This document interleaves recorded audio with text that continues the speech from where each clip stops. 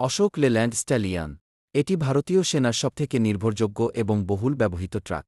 ব্যবহার: সৈন্য পরিবহন, রসদ সরবরাহ এবং ছোট কামান টানার জন্য। নম্বর 3 হল এই গাড়িটির ইঞ্জিন সাধারণত 160 থেকে 230 অশ্বশক্তির ইঞ্জিন থাকে।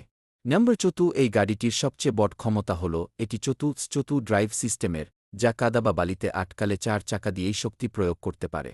নম্বর 5 এই গাড়িটির লোডিং ক্যাপাসিটি প্রায় 5 থেকে অর্ধ 7 টন মালামাল বহন করতে পারে।